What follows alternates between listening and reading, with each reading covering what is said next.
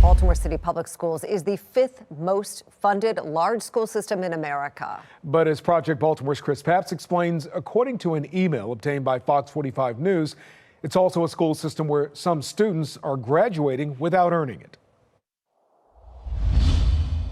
This is a damning letter. This makes my hand shake right here. For 11 years, this is exactly what I had to put up with. Sit, speak. Aaron Thompson was a teacher in Baltimore City Public Schools.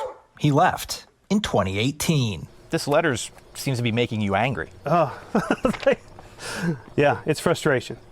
You know, when something's out of your control, that's what anger is. Thompson is responding to this email. It's one of more than 8,000 emails city schools only released after Fox 45 News sued to get them. It's so hard to do the right thing when someone above you is telling you to do the wrong thing.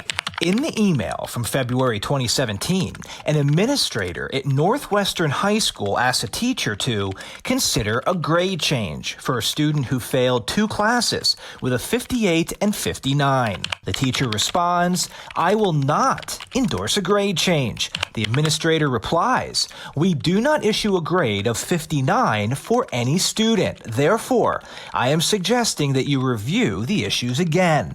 The teacher wrote back, "I gave him a makeup packet and he never turned it in. He only attended my class 21 days, maybe, out of the 90 days. I literally used to run after him to give him work and tried to get him to come to class. I have 0 work for him." We don't know if the grade was changed. The email chain ends there. This administrator now knows this teacher won't play ball. And that's going to affect. And that just brings the whole culture of the school down. Project Baltimore found other emails where teachers pushed back after being asked to change grades to promote students. In this email from 2016, a teacher wrote, "The students have not completed all the requirements for graduation. Some of them have failed other classes, and teachers are being forced to change their grades. It seems the administration is more concerned about meeting quotas than with providing our students with a quality education and good values." Thompson says this email could have been written by him about one of his own students. So the school system gave a graduate a diploma that the graduate couldn't even read. He couldn't read that. A high school diploma from Baltimore City is a slap in the face to those kids who really do buckle down.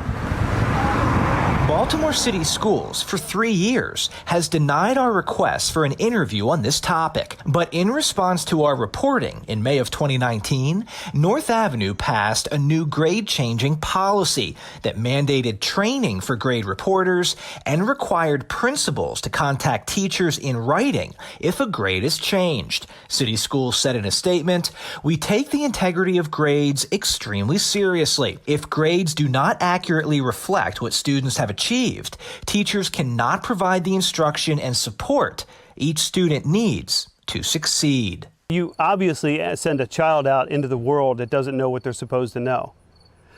However, everybody's happy. The child's happy, he's graduating. Mom's happy, he's graduating.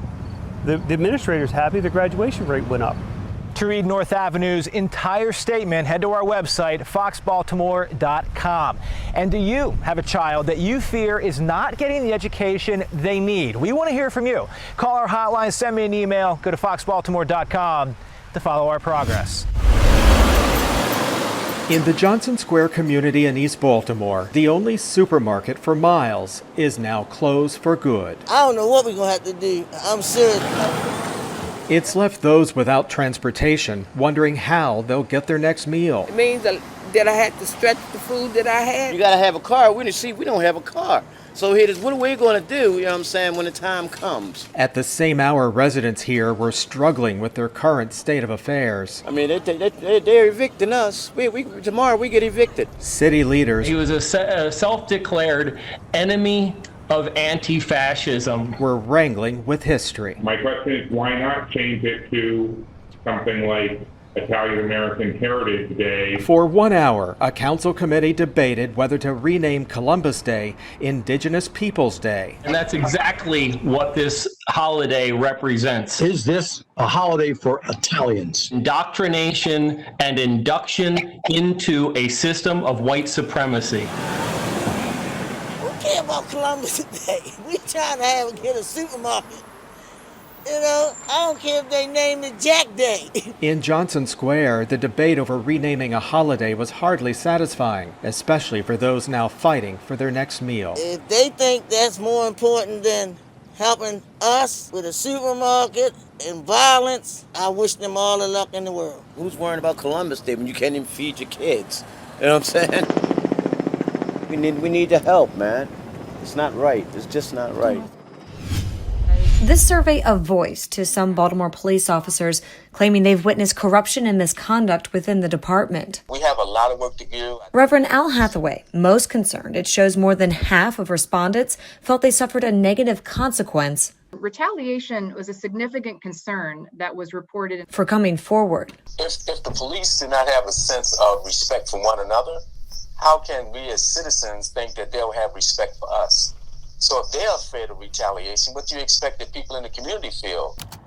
Tonight, we took that concern to city leadership or those hoping to take the helm, reaching out to City Council President and Mayor hopeful Brandon Scott by phone and email, as well as the Democratic candidate looking to fill his position, Nick Mosby.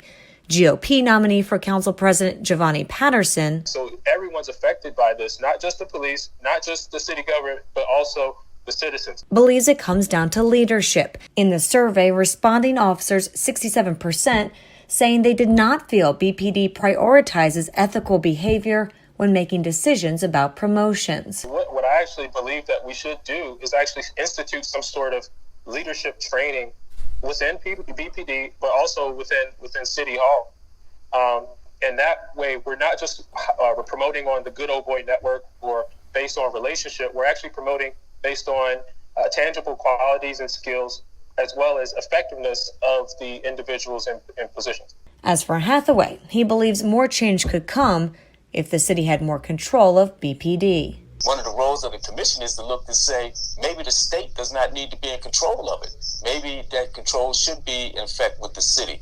And I think that our city police should be directly accountable to city officials. As of yesterday, from inside City Hall, leaders held their routine update on COVID-19 and the state of the city. The coronavirus pandemic hasn't gone anywhere. Once again, the press uninvited, despite major funding. A $4 million child care COVID-19 stability fund. Today, I'm announcing an additional $2 million in funds to provide financial assistance to small businesses. And event announcements. The 145th Preakness State. That impact the city's economy and involve taxpayer dollars. Watchdog group Taxpayer Alliance calls it problematic. There are very tough questions that are being asked of Baltimore City officials.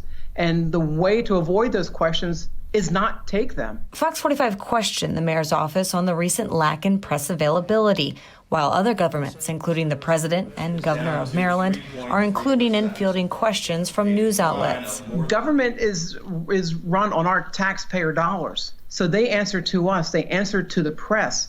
And there needs to be 100% accountability, 100% transparency, and it doesn't matter whether we're in a pandemic or not. Full accountability and transparency, including answering questions in the moment. That way, if they're dodging the question, we know that they're dodging the question. They can say, well, we didn't get your email. Oh, we didn't see that. It went to the spam folder. Good times are made possible with masks, proper social distancing, and basic safety precautions. Holding city leaders accountable for the best Baltimore.